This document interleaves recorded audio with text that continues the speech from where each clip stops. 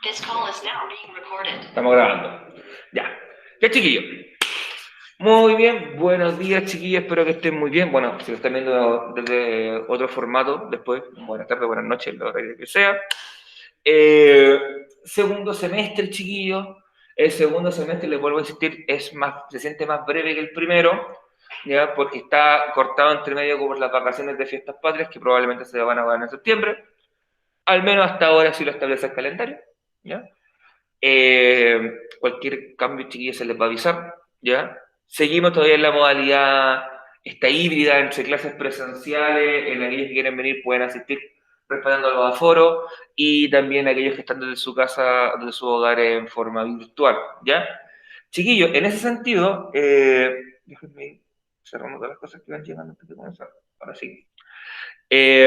La clase de hoy refiere a los antecedentes del proceso de independencia americano, ¿ya? Durante el primer semestre, lo que abordamos, chiquillos, fue en una gran primera parte del primer semestre, hicimos un repaso de los contenidos que correspondían al nivel anterior, que era el nivel básico, lo que niños jóvenes quizás lo podrían hacer el paralelismo con séptimo y octavo, ¿ya? Y ahora, lo que estamos abordando, chiquillos, en la parte final del semestre, contenidos que corresponden ya al nivel de primer nivel medio, que es historia de Chile, hablamos un poquito sobre los pueblos prehispánicos, el contexto de las exploraciones de España y Portugal, la conquista, y quedamos en el mundo colonial, ¿ya? Ahora entramos en una temática nueva que tiene que ver con la independencia de Chile, ¿ya? Generalmente se parte hablando del proceso de independencia americano porque comparten elementos en común, ¿ya? Muy similares entre sí, así que la idea es que ustedes los puedan conocer, los entiendan y entiendan también el por qué fue la independencia de Chile o cómo ocurrió, por qué el proceso se desarrolló de la forma en la que se desarrolló, ¿ya? Entonces, breve resumen de la clase anterior, o de la última clase previa a las vacaciones. Hablamos sobre la organización del imperio. Bueno, nosotros en este caso en particular nos enfocamos principalmente en lo que es la sociedad colonial, ¿ya? En los aspectos que se mantienen hasta el día de hoy y cómo esta sociedad colonial, chiquillos, es germen, es el origen de nuestra realidad actual, ¿ya? Cómo, mejor dicho, de la manera en la que está estructurada la sociedad chilena, sus prácticas, el quehacer diario de la sociedad chilena está marcado por este elemento. El cómo se estructura tradicionalmente la familia en este país, cómo se distribuyen los roles, cuál es el imaginario que existe frente al rol que debe tener el hombre y la mujer en la sociedad, ¿ya? Como, por ejemplo, elementos como la violencia han sido parte histórica de nuestro desarrollo como cultura, ¿ya? No solamente la violencia física, sino que también la psicológica, la emocional, diversos tipos de violencia, chiquillas, y principalmente nos pasamos en eso, ¿ya? Igual tocamos brevemente los otros aspectos y terminamos con la ciencia. Ahora bien, esto ya es materia nueva, chiquillos, así que pónganme atención. No es necesario que lo copien, los apuntes están disponibles para ustedes en Classroom, ya, pero si quieren tomar nota lo pueden hacer, ¿ya? Probablemente aquí nuestro compañero nuevo que está acá, Oliver, eh, como te matriculaste recién ahora, no tienes correo institucional, probablemente en el transcurso de hoy día o de mañana te lo van a hacer llegar, ¿ya? Para que tú puedas ingresar a Classroom y puedas, en el fondo, descargar este material, lo tenga ahí, no tengas que estar copiando como chino, porque sé que a veces quizá avanzamos muy rápido con el tiempo, ¿ok? Entonces, sobre los antecedentes del proceso de independencia americano, tradicionalmente se dividen en dos grandes áreas, son dos grandes vertientes. Hay factores internos y hay factores externos. Lo interno es aquello que ocurrió dentro de las colonias americanas, dentro de la América española. Los elementos que se desarrollan, que se gestan ahí, que se forman ahí, pertenecen a estos antecedentes internos, lo que ocurre dentro de las colonias. Y lo externo, como su nombre lo dice, es aquello que está fuera de las colonias americanas. Se lo que ocurre en Europa, lo que ocurre en Estados Unidos, ¿ya? Esos son antecedentes externos que vienen de fuera, ¿ya? Y por último, existe lo que se llama el detonante en historia, chiquillos, cuando se estudia historia. Eh, el detonante es aquel hecho, acontecimiento que permite que se desencadene un proceso mayor, ¿ya? Es como la mecha que se enciende para que explote el barril de pólvora en las caricaturas. Esa es la idea del detonante, ¿ya? Aquí ustedes pueden ver cómo están enumerados, o sea, o nombrados cada uno de ellos. La intención de esta clase, chiquillos, es poder desarrollar cada uno de estos elementos, con más o menos detalle, ¿ya? Pero en los antecedentes internos está el descontento de los criollos. Pregunta, a ver si alguien se acuerda. ¿Quiénes son los criollos? ¿O les suena el nombre criollos? ¿Alguien recuerda qué significa? Los que están presenciales también pueden participar aquí, ¿no? Dime. Yo, Luis, Ya, dime, ¿qué vas a decir, Luis? son hijos de europeos. Ya. Está como entre Tongoy y los vinos. ¿Alguien más que quiera complementar lo que dijo el Luis? Gracias por tu aporte. ¿Nadie recuerda el concepto de criollos? Que tienen la costumbre de Luis, se te escucha súper mal. no, el micrófono lo tengo mal. ¿Ah? No tengo Se te escucha re mal, Lucho, ya. ¿Y ahí? Mira, Ahí un poquito mejor, sí. Ya. Ok, ya. Chiquillos, ya, si no, como no recuerdo, ¿puedo apagar el micrófono nomás, estimado? ¿Ya? El concepto de criollos son los hijos de españoles nacidos en América. Eso es.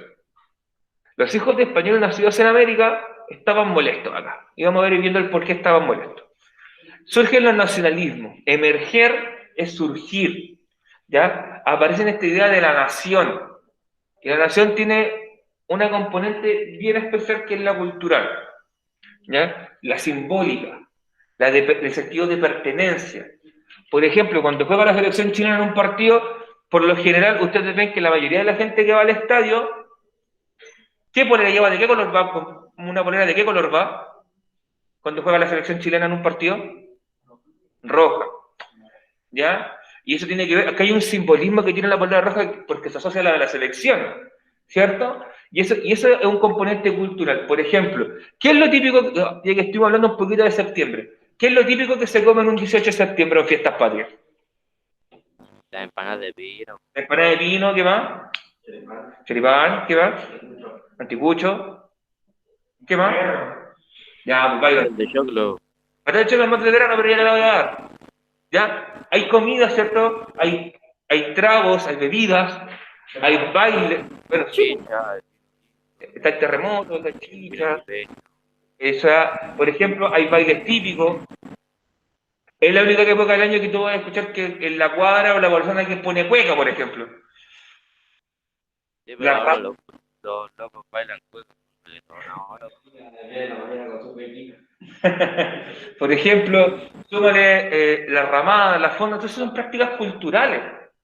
Y eso en el fondo, si bien en otros países se puede replicar, con otro nombre quizá, pero en esencia lo asociamos a algo nuestro. Como es más chileno que los porotos, por ejemplo. Pero me refiero, la preparación del poroto granado, ese típico poroto de verano, es chileno. O el poroto de invierno, que llaman el poroto con rienda. Son preparaciones, a lo que voy, son elementos que uno asocia a la cultura de un país. ¿Ya? Porque lo mismo ocurre con la empanada la empanada no es chilena, la empanada viene de España. Pero nosotros la adaptamos y le dimos nuestro sueño personal que se parece bastante a la empanada, si no me equivoco, en la tucumana, en Argentina, que es con pino también, que lleva también la aceituna, el huevo duro, la pasa, ¿ya? Pero son elementos culturales, eso tiene que ver con la nacionalidad, ¿ya? Con un sentido de pertenencia. Luis, ¿puede apagar el micrófono, por favor? Gracias. Que se escuche con estática. ¿Ya? Y factores externos, es decir, que no vienen de América, tenemos la independencia de los Estados Unidos, la Revolución Francesa y la Ilustración. ¿Ya? Los dos primeros son procesos históricos como tal. Esos son hechos, acontecimientos que uno busca, va a encontrar fotitos de la Revolución Francesa o imágenes de la Revolución Francesa, imágenes de la independencia de los Estados Unidos, y la Ilustración tiene que ver con el sustento de ideas, en el fondo. ¿En qué conceptos se va a sostener la independencia de América? ¿Cuál es la idea que está detrás de la independencia de América? ¿Qué es lo que se buscaba? ¿Qué se buscaba emular? A qué nos queríamos parecer? O mejor dicho, ¿a qué quería la élite de ese momento que nosotros nos pareciéramos? Porque hay que dejar algo súper claro, chiquillos. A nivel de ideas, la independencia de América fue gestada, fue pensada por los intelectuales de la época, por la gente que tenía educación, que evidentemente no era el campesino, pero el campesino fue el que combatió. Cada sector social jugó un rol en el proceso de independencia. Por lo general nosotros siempre nos quedamos con la idea, con la gesta de Bernardo Higgins, ¿cachai? El desastre de Rancagua, la batalla de Maipú, de Chacabuco. Esa batalla la pelearon los ciudadanos comunes y corrientes. No estuvo el hijo del patrón de Fundo peleando ahí. Ese estaba en su casa sentado mirando cómo el resto peleaba. Los que pelearon fueron la gente común y silvestre como nosotros. ¿Ya? Y por último, el detonante o el hecho que va a permitir que se comience a desarrollar la independencia americana va a ser el encarcelamiento del rey de España, Fernando VII, en el contexto de las guerras napoleónicas en Francia, en Europa, mejor dicho. ¿Ya? Eso es como el preámbulo de todo lo que vamos a ver entre hoy día y mañana. Ahí tenemos, chiquillos, un poquito para que ustedes vayan refrescando memoria. Ambas imágenes te muestran el Imperio Español, un poquito diferente en algunos casos. Hay pequeñas diferencias, por ejemplo, sobre todo en la parte de América del Norte, lo que hoy día es Estados Unidos. Fíjense, chiquillos, que en algún momento el Imperio Español llegó prácticamente a lo que hoy día es Canadá. Este sector que está acá es prácticamente Canadá. Ya, o sea, llegaron bien arriba los españoles. De hecho, eso te explica por qué la costa, no sé, la costa norte, sur, la costa oeste de los Estados Unidos tienen nombres españoles. Por ejemplo, Oregon es un nombre que viene del español. El estado de California en Estados Unidos tiene nombres como San Diego, Santa Mónica, Santa Bárbara, que son propios del idioma español.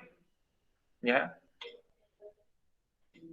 Pero lo importante acá que ustedes vean es que recuerden un poquito qué espacio, mejor dicho, ubicado o utilizaba el Imperio Español y más o menos de dónde surgió todo el proceso independentista. ¿Qué territorios se vio afectados? Fíjense que acá, fijémonos sobre todo en esa dinastía Borbón, ¿ya? Que eran los reyes de España en la época en la cual ocurrió el proceso de independencia. La América española se dividía en 4 virreinatos. Un virreinato es una división administrativa, no es más que eso. Es una división arbitraria que establecieron los españoles. Bueno, toda esta torta gigante que es América española la vamos a dividir en 4 porciones. Estaba el virreinato de Nueva España, el virreinato de Nueva Granada, el virreinato del Perú y el virreinato del Río de la Plata. ¿Ya? Y cada uno está identificado con un color. ¿Ya? Es en este espacio en el cual va a ocurrir el proceso de independencia americana. ¿Ya? Sobre todo comenzando en México y en Argentina, donde comienzan los procesos de independencia americanos. En el caso de México, para América del Norte, y en el caso de Argentina y Venezuela, mejor dicho, para América del Sur. ¿Ya? Comenzará, bueno, comenzará acá y comenzará acá. Es por eso que los dos próceres de la independencia más importantes para América del Sur son José de San Martín, que es argentino, Simón Bolívar, que es venezolano. O'Higgins viene en un segundo peldaño, viene con un peldaño más abajo, ¿ya? Porque O'Higgins no fue de los primeros que se sumó. Uno de los primeros países de América Latina, de América del Sur, que se convirtieron en independientes fueron Venezuela y Argentina. Bueno, lo que eran las Provincias Unidas en aquella época. Después se pasó a llamar Argentina. De hecho, chiquillos, ¿ustedes saben cuál fue el primer país latinoamericano que se independizó? Paraguay. No. Entonces, Latinoamericano. O sea, considera también a... Paraguay se independizó en 1810. Hay un país que se independizó antes. Cuba. No, Cuba fue colonia española hasta finales de 1800. Haití. Haití. Ah, pero eso no es de España. América Latina, es América Latina, dije América Latina. No dije América del Sur. Usted está hablando de los españoles, pues. Ahí Dije, hay una colonia. no, ojo, dije América Latina, y América Latina incluye los países que hablan francés. Pero usted está hablando de Sudamérica y Sí, pero, Centroamérica. ¿qué te pregunté? América Latina, no América Española. Hay una diferencia en el lenguaje ahí, ¿ya? Porfa, y silencia el micrófono, porfa, que se te escuche muy mal. Gracias. El audífono al agua. Sí, vocabulario. ¿Ya? Entonces, bueno, el primer país de Latinoamérica que se independizó fue Haití, y fue una rebelión de esclavos. ¿Ya? Fue una rebelión de esclavos que asesinaron o liquidaron a toda la clase dominante y se convirtieron en un país independiente. ¿Ya? Y en el caso de América, de la América Española, los primeros países fueron Venezuela, Argentina, México, de vendrá Paraguay, Chile, 1800. De hecho, la fecha más o menos coincide con la de Chile. Chile comienza su proceso de independencia en 1810. ¿Ya? Pero es en ese contexto en el que nosotros nos vamos a mover. ¿Ya? Ahora bien, vamos a partir con el primer factor interno, que es el descontento de los criollos. ¿Ya? Como ya les comenté, chiquillos, los criollos son los hijos de españoles nacidos en América. Es decir, no era el ciudadano común y corriente. No era tu vecino de la Pobla, probablemente. No era el compadre con el que te juntabas por una pichanga. O a vagar en la plaza. No sé cómo usted ha dicho gusto, compadre, en la plaza. Como, ¿qué hacemos, compadre? Acá tengo flojera, hermano. No.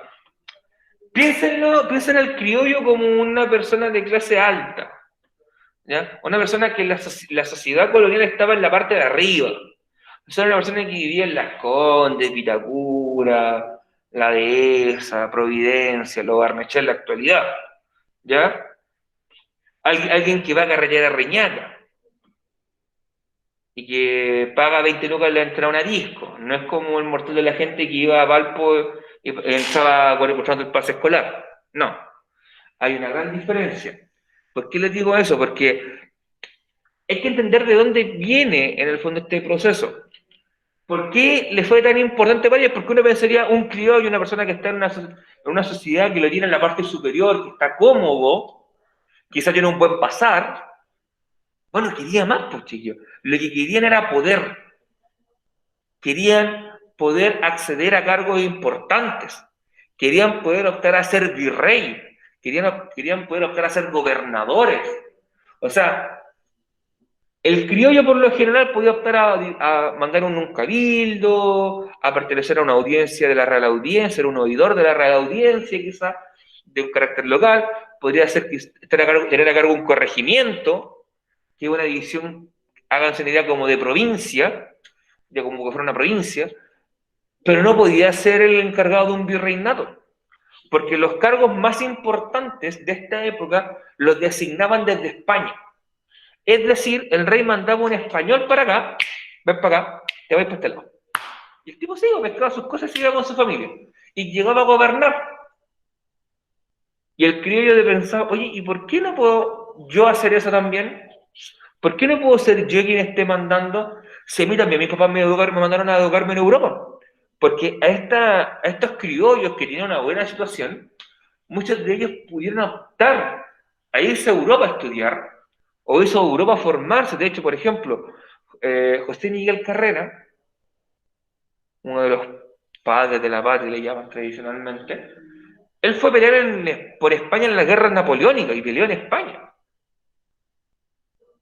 ¿Ya? Lo mismo ocurrió con San Martín, lo mismo ocurrió con Simón Bolívar. Se formaron en Europa. Eran tipos intelectuales que no tenían nada que envidiar en su formación a un europeo, pero los discriminaban acá. No, vos sois criollo, no olvídate. ¿Cómo te voy a dejar aquí como el rey pensaba? ¿Cómo te voy a dejar a este pelagato que no lo conozco? No, para un amigo mío. Porque el tipo me va a ser útil.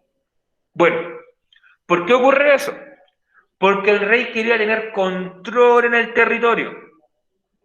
Quería en el fondo poder controlar todo y que no se le salieran las cosas de las manos como se le salió por mucho tiempo. Por mucho tiempo, el rey de España tenía cero poder en América. Cero. Porque el rey dice, no, yo mando al virrey, pero aquí hacían lo que querían. Piénsalo de la siguiente lógica. Si aquí hay gente que es joven o que es adulta, piensen, por ejemplo, o quizás muchos de ustedes vivieron esta situación. Hijo, sí, padres, madre, nos vamos toda la semana, que haya cargo de la casa.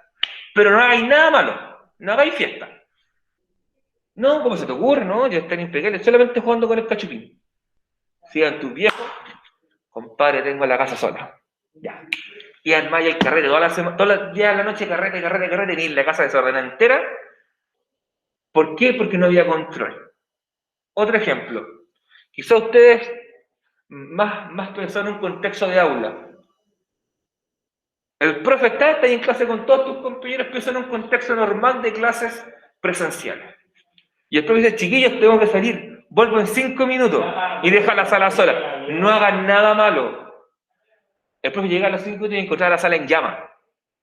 Los cabros tirando papeles, pegándole guara al compañero, haciendo repollitos, tortugas, tirando las mochilas por la ventana. Bueno, eso ocurre cuando no hay control. Quizás yo no fue el extremo de caricaturizar, pero es lo que ocurría en América. No existir un control efectivo de la autoridad de la época, la gente podía hacer muchas veces lo que quería. Y el poder recaía en poderes más pequeñitos como en las haciendas del mundo colonial. Por lo tanto, no había un control efectivo y eso se intentó cambiar.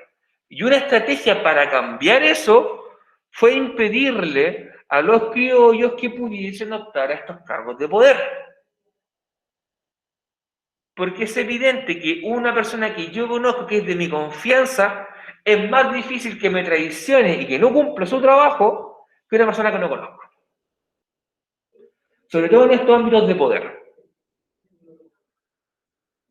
Eso molestó a los criollos, esa pérdida de poder, de sentirse ignorados, fue lo que generó un descontento en esta población que en teoría debía estar contenta y cómoda, porque tenía un buen pasar, tenía un buen vivir, se había educado fuera, se había tenido todas las oportunidades.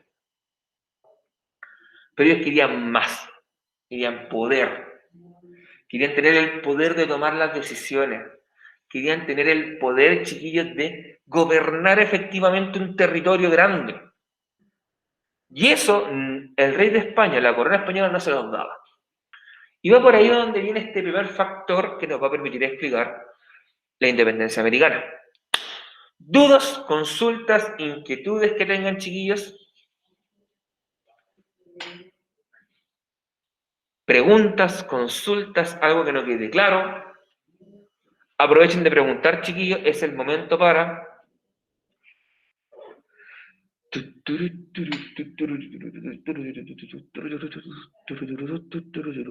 ¿No? ¿No hay preguntas, chiquillos? ¿Seguros? Voy a avanzar. Ya. Vamos ahora a hablar del segundo factor interno que se genera para explicar este proceso de independencia. Los nacionalismos. El emerger, el surgir. Recuerden que emerger o emergencia viene de surgir, no solamente una emergencia es algo que ocurre, por si acaso. Cuando ustedes escuchan emergencia, emergencia, no significa que una persona se haya caído y se haya roto la cabeza. En sí, eso no es una emergencia. La emergencia en sí se recurre a que ocurrió una situación particular. Hay algo que surgió en el momento. ¿Ya? Por eso ustedes van a escuchar algunas veces en el libro, van a leer el libro, en prensa, o a algún profesor le van a escuchar hablar de emergencia, pero no en un sentido de una emergencia médica, que es como uno lo asocia en un primer momento, sino que el emerger es que ocurre algo, aparece algo en ese momento. ¿Ya? En este caso es el emerger de los nacionalismos. Algo que ya adelantamos un poquito en lo que estuvimos conversando en un comienzo de la clase.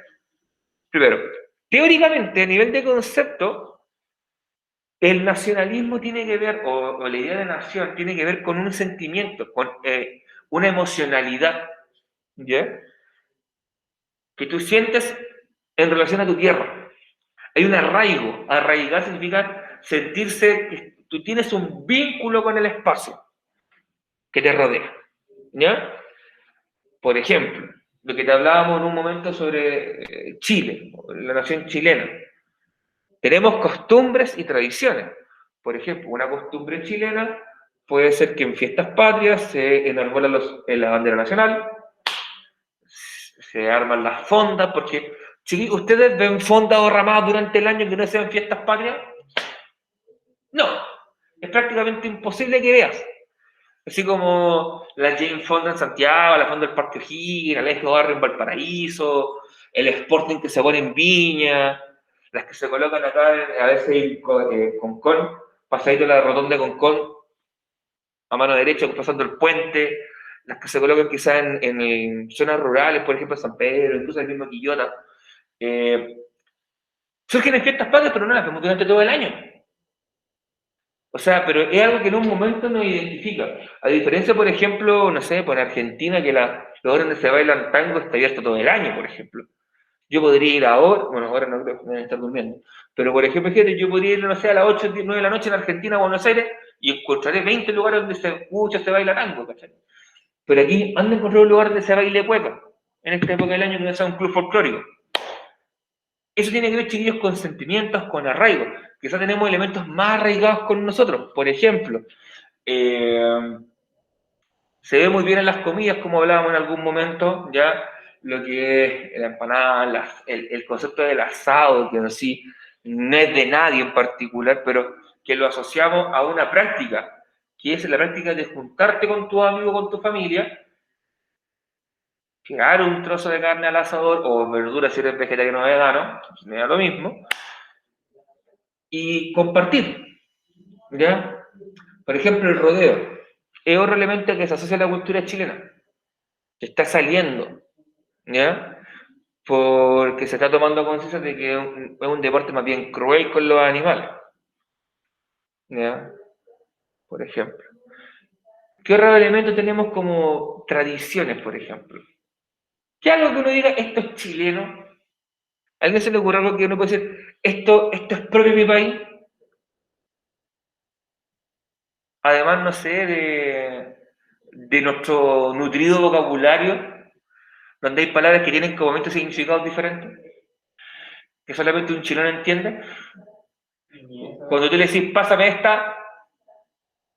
esta, púchala, ¿cachai? La terminal EA, que la ocupamos para todo, o sea, que de hecho llega una extranjera, eso lo refleja muy bien, por ejemplo, el doblado en algún video donde hace, y de hecho, que sacándole un poco la comedia, ¿cachai? Pero refleja muy bien un elemento propio de nuestra cultura. Porque solamente un chileno entiende esa palabra, o en el sentido que lo está ocupando. O ese ni es. No, pero para nosotros es como más fácil entender, por ejemplo, o el cosito, cuando dice, oye, o cuando vais a una ferretería o lugar, ¿tiene el cosito para esto? ¿Cachai? Como esas palabras, por ejemplo, el uso de diminutivo es algo propio de los chilenos. Los chilenos son muy buenos para ocupar diminutivo. La cosita, pichiruchi, chiquitito, el pancito, no el pan, el pancito.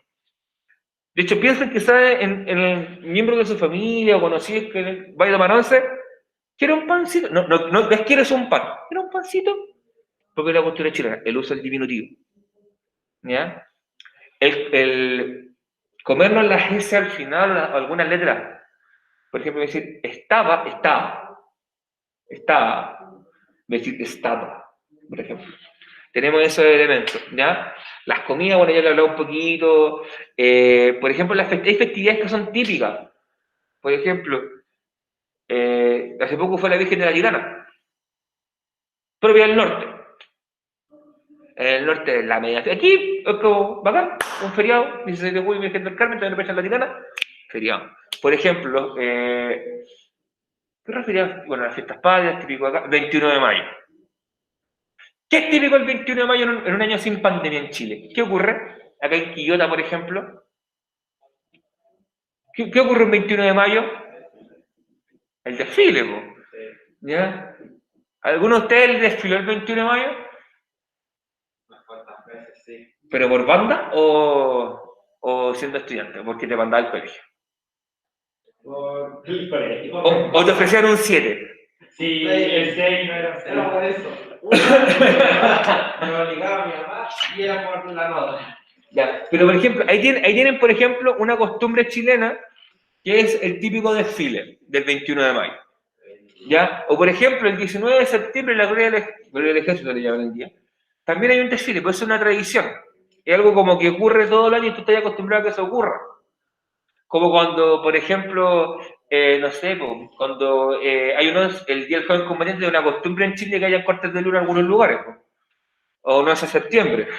¿Entiendes? Son costumbres. ¿Ya? Hay elementos que son propios de tu ADN, de tu ADN cultural. ¿Ya?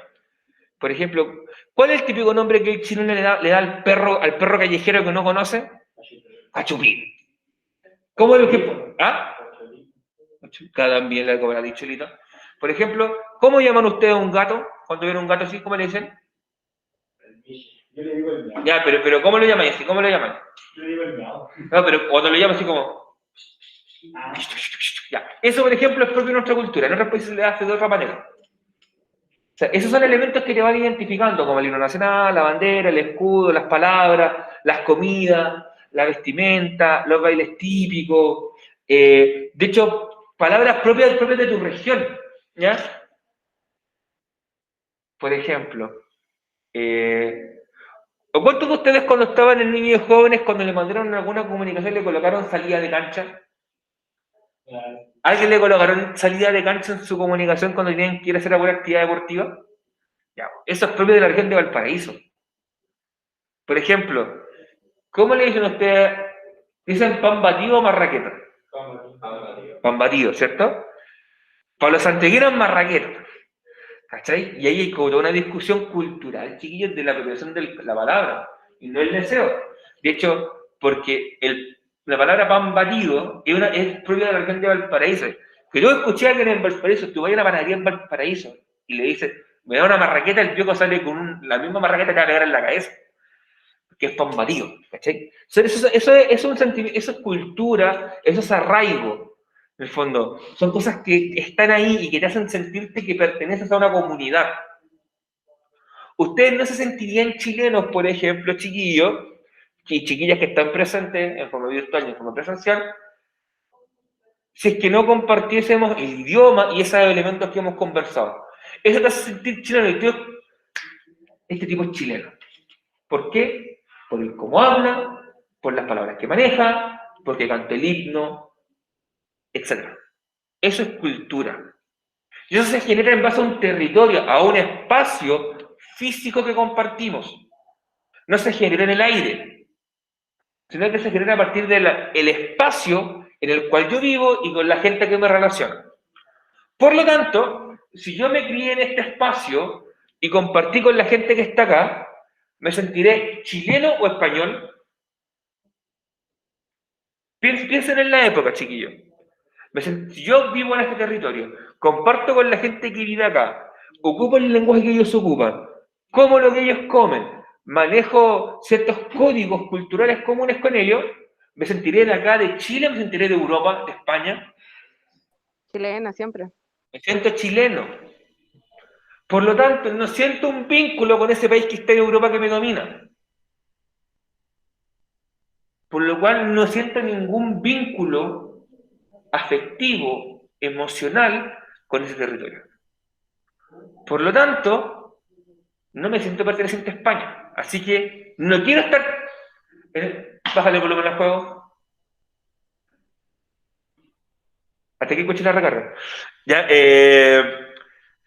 por lo tanto, como iba diciendo, me siento desconectado de ese espacio. No me interesa ser parte de ese espacio. Porque a contracara, ¿por qué tengo que celebrarle el cumpleaños a un rey que no le conozco ni la cara? Pregunta, ¿alguno de ustedes saben cuándo fue la primera vez que el rey de España vino a América? España tiene rey.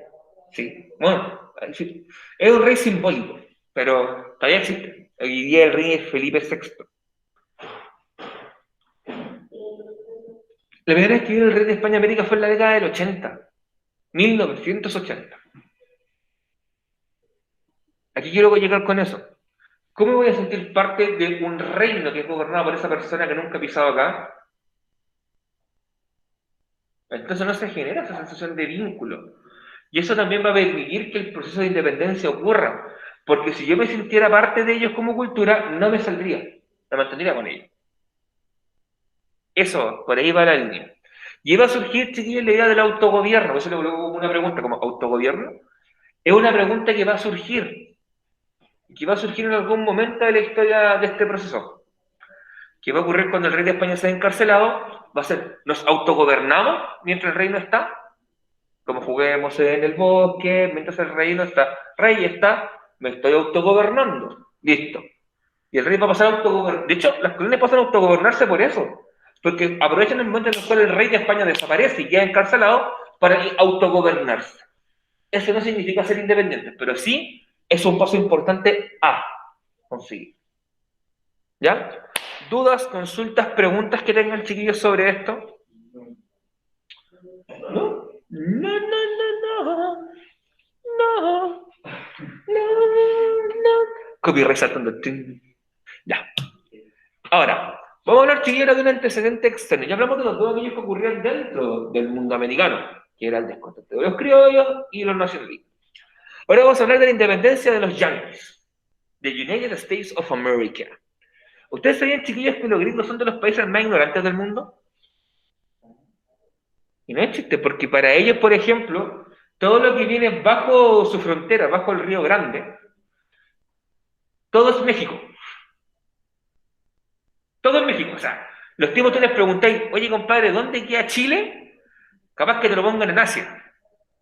O sea, si nosotros somos, como diría el chavo, que bruto, póngale cero, esos son menos 10. Eso, nosotros tampoco somos un pueblo muy cultivado y letrado, pero por último sabemos ubicar a nuestros vecinos, porque esos tipos ni siquiera saben ubicar dónde está México. ¿Ya?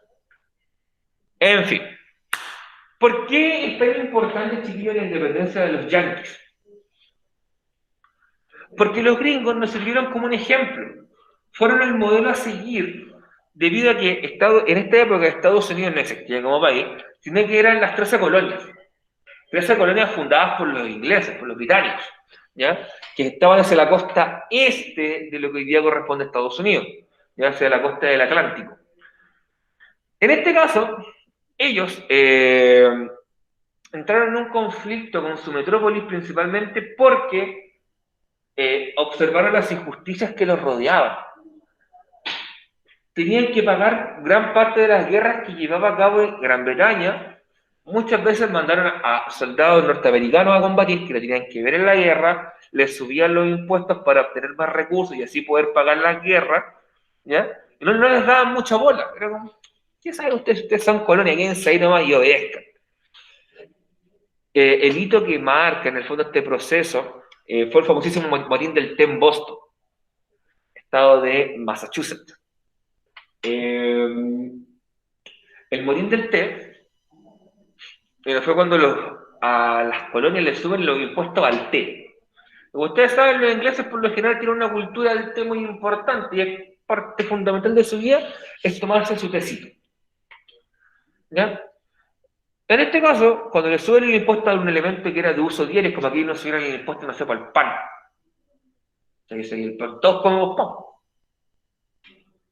Su buen pan batido ahí con jamón y queso, con jamón, no sé, pero somos buenos para el pan. Como si el impuesto al pan, ¿cachai? O el impuesto a la Coca-Cola, por ejemplo. Hay muchos se levantarían enormes.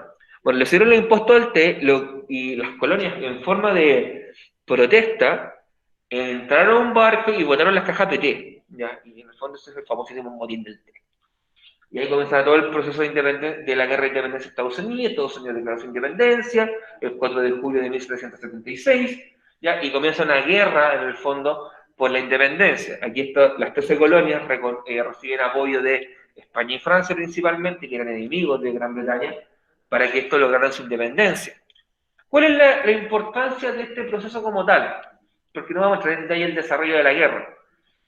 Es que muestra cómo una colonia organizada, si bien con apoyo externo, pero organizada, fue capaz de independizarse de una metrópolis. En el fondo, el cuestionamiento que llega a estos grupos de criollos de la élite latinoamericana fue, si ellos pudieron, ¿por qué nosotros no vamos a poder?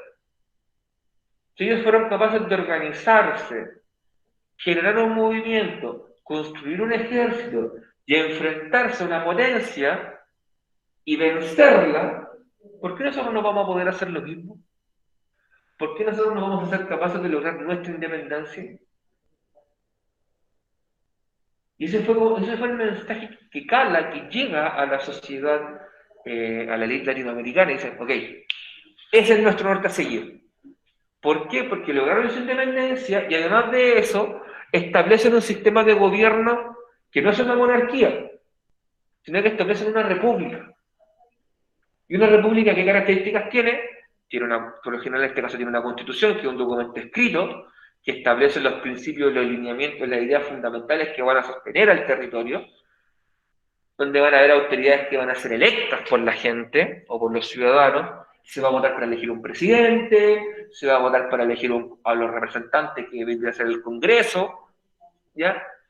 Y eso, ok, queremos imitar este modelo, y este modelo es el que vamos a replicar. De ahí viene, chiquillos, la importancia de la independencia de los Estados Unidos para entender este proceso, ¿ya? Y por eso es muy, muy, muy interesante de tocar, ¿ya? No sé si alguien tendrá alguna duda, alguna inquietud, chiquillo, alguna consulta.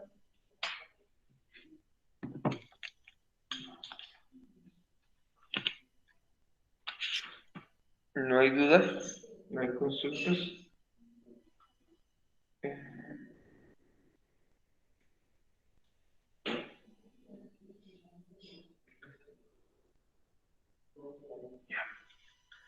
Si no hay duda, consulta, chiquillos, me van a dar un segundito para pasar la lista y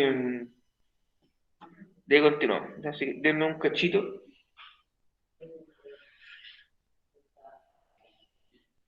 Por favor.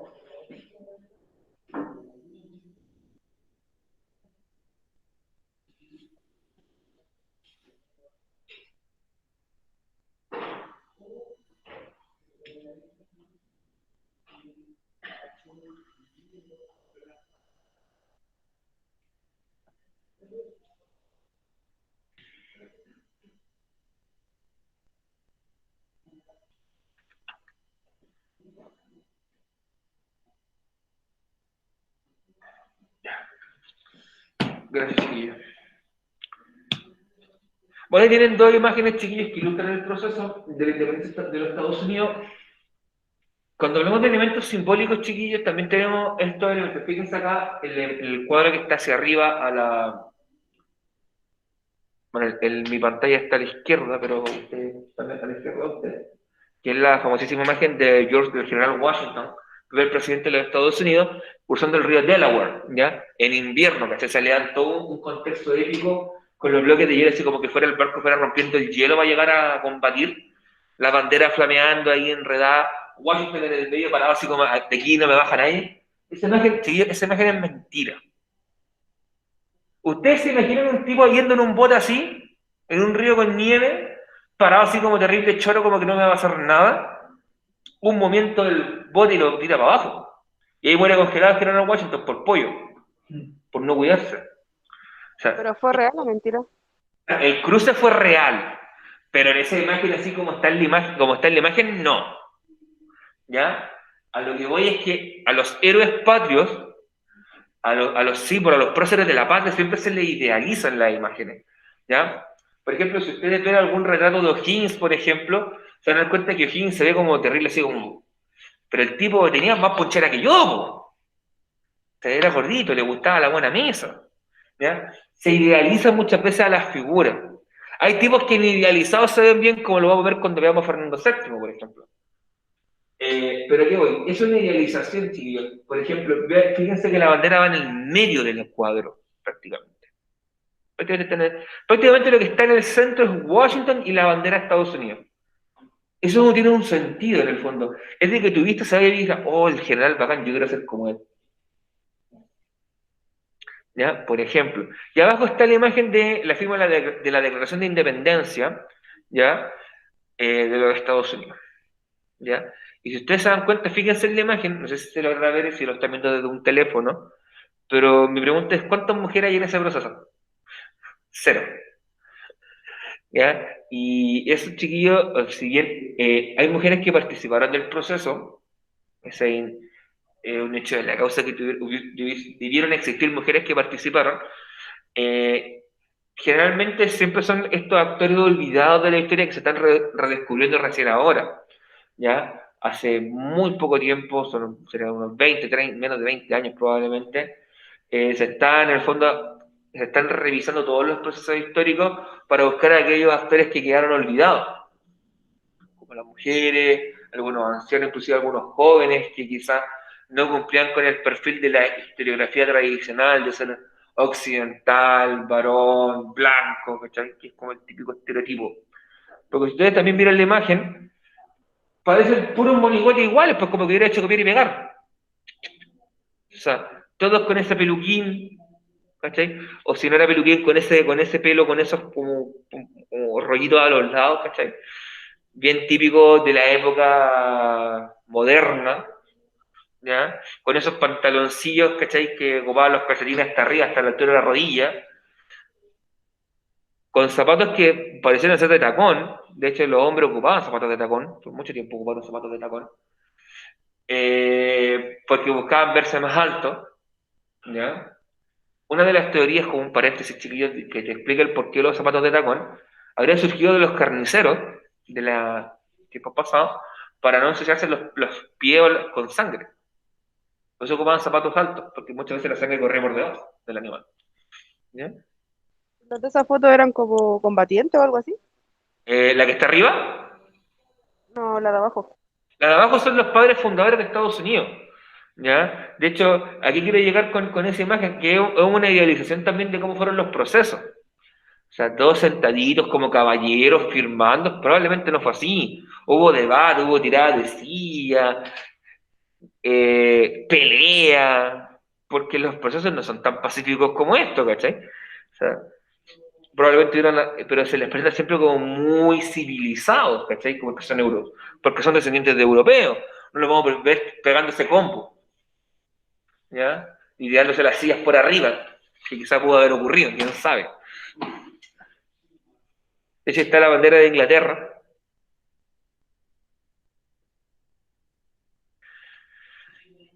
Entonces, son como dos imágenes icónicas del proceso de independencia de los Estados Unidos. ¿Ya? Y probablemente nosotros vamos a ir cerrando con este tema chiquillo, vamos a quedar hasta acá, que es la Revolución Francesa.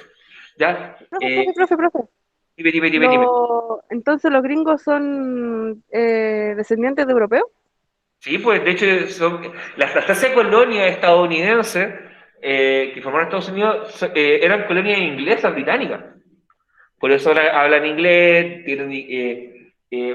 pertenecen la mayoría de su población a iglesias protestantes o anglicanas, ¿ya? Entonces por eso quedó la escoba, porque en Canadá estaban diciendo que lo habían matado y que habían dejado la escoba a los europeos en Canadá. Yo pensé que había sido solamente en Canadá. No, antes de avanzar con la Revolución Francesa, te voy a explicar un poquito eso que tú me estabas en Canadá. En Canadá, a pesar de que uno te lo pintan como un país muy bonito, la historia de Canadá interna es muy terrible, ¿ya? Porque Estaban niños, que los tenían en campos de concentración, algo así, y ahora se fueron a protesta, por eso pregunté. no son eran campos de reeducación, le llamaban, algo por el estilo. De hecho, lo que ocurrió en Canadá es que en Canadá, al ser un país que tuvo una mayor colonización anglosajona, bueno, y francesa en algunos casos, que también eran bastante diferentes a la colonización europea, española, perdón, donde los españoles se mezclaban sin asco, ya les daba lo mismo, eran mezcla. El inglés no importa, ¿qué hace una mezcla más? ¿Qué le hace una pulga más al perro? Nada. ¿Ya? En el caso el caso de los anglosajones, de los franceses, ellos tenían un concepto muy, muy diferente. Para ellos, por ejemplo, mezclarse era algo no bien visto. Ellos tienen este fondo, en el fondo, hasta cierto punto, abro comillas, bien grande, como de pureza de raza, ya en el fondo que racialmente había que mantenerse lo más limpio posible. Eh, pero lo que ocurrió en Canadá es que en Canadá Canadá es un país que no tiene mucha población, tiene como 30 millones para el espacio que ocupa es muy poquito, porque mucha parte de ella es un territorio muy difícil de habitar, y en Canadá existían grandes colectivos indígenas, de pueblos nativos, con cultura, con tradiciones, muy diferentes a las occidentales, y lo que se hizo fue tomar muchas veces a los niños de la familia, y llevarlo a campos, vamos a hablar campos de reeducación, entre comillas, ¿ya? En el fondo, a una escuela donde el chiquillo se le formaba para ser un ciudadano de bien, comillas. Es decir, se te educaba en las costumbres occidentales y en la religión occidental. Esa era la idea. La cuestión es que se fue destapando y destapando y destapando la olla y se descubrió cómo cientos, miles de niños de pueblos originarios canadienses terminaron muriendo y fueron debido a los abusos y a los malos tratos que llevó a cabo sobre todo la Iglesia Católica de la época a que terminaran en fosas comunes. ¿Ya? Y porque muchas de estas escuelas o campos de reeducación, comillas, eran manejadas por las instituciones religiosas, sobre todo por la Iglesia Católica. Como se destapó se destapó esa olla, ya, claro, comenzó a haber un fuerte rechazo hacia lo que es la Iglesia Católica en Canadá. Se quemaron iglesias, se botaron símbolos, estatuas y cosas por el estilo, porque hay en el fondo un sentimiento de rabia y de impotencia de la gente de ver cómo niños por décadas fueron sacados de sus familias, de sus costumbres, de su espacio, y terminaron muriendo de las formas más crueles posibles, ¿ya? Va por ahí el tema en Canadá, resumen muy rápido, no me he metido mucho en el tema, y no te extraña que lo mismo ocurrió en Estados Unidos también ocurrió algo muy similar, pero los gringos son más buenos para tapar las cosas, ¿cachai? Así que no pasa tan, no se sabe tanto de eso, pero también ocurrió en Estados Unidos casos de ese estilo. Así que eso es más o menos lo que ocurre en Canadá. Bien, en el caso de la Revolución Francesa, chiquillos, lo importante que ustedes recuerden es que Francia vivía una crisis económica y había una hambruna, ¿ya? Crisis económica porque Francia había estado durante sus últimos 100, 150 años de la vida, como país constantemente en guerras. En guerra con los españoles, en guerra con los ingleses, con el Sacro Imperio, con los neerlandeses, con todos. Había estado prácticamente los últimos 100, 150 años de su vida guerreando, peleando. Por lo tanto, las guerras son costosas y necesitas tener dinero para mantenerlas. Dinero que no había. Y además, Francia estaba viviendo una hambruna. ¿Por qué? Porque las cosechas no estaban siendo buenas, por lo tanto no había suficiente alimento para la gente. Y la gente se estaba muriendo de hambre. ¿Ya? Así que, con ese contexto súper simpático, surge la revolución. No vamos a entrar en detalles de cómo surge la revolución, chiquilla. La revolución busca cambiar el modelo francés, salir de la monarquía absoluta y pasar a un concepto republicano de gobierno. Y esta idea de la revolución fracasó. La revolución francesa en sí, en un sentido práctico, fue un fracaso. Porque al finalizar el proceso revolucionario, tuvimos el imperio de Napoleón y después vino la restauración monárquica. Pero ¿qué fue lo que logró? Dejarnos algunos legados, como por ejemplo, los principios de libertad, igualdad y fraternidad. Todos somos libres, todos nacemos libres e iguales, y todos somos hermanos dentro del contexto de un país. O sea, todos tenemos los mismos derechos y deberes. Y además de establecer la Declaración Universal de los Derechos del Hombre y del Ciudadano, ya que posteriormente también va a incluir a las mujeres, o sea, van a ver de las mujeres y las ciudadanas, ¿ya? Pero la idea fundamental es que establece los principios fundamentales para construir estados republicanos. Esa idea de libertad, igualdad y fraternidad están plasmadas en la Declaración Universal de los Derechos del Hombre y del Ciudadano. Y eso va a ser lo que va a quedar como legado para América. Porque vamos a tomar este referente también para nosotros para poder ir convirtiendo estas colonias en repúblicas en un lapso de 20 años aproximadamente. Vamos a quedar hasta ahí, chiquillos, con la materia. Probablemente voy a volver a lo que es Revolución Francesa, la clase de mañana, pero sí les voy a mostrar la pregunta esencial. La pregunta esencial dice: ¿de qué manera la Ilustración influye en el proceso de independencia americano? Desarrolle uno de los autores presentados. Lo vamos a ver mañana, porque con el tema que vamos a comenzar mañana es con ilustración, ¿ya? Así que, chiquillos, ahí está la pregunta esencial. De todas maneras se la voy a mandar al grupo de WhatsApp, ¿ya? Ahí estamos, chiquillos. Recuerden que tienen clase a las 9:15, tienen 15 minutos de recreo. Los que están presenciales pueden salir, chiquillos, y los que están de forma virtual pueden tomarse este tiempito para descansar. Yo me voy a dejar de grabar.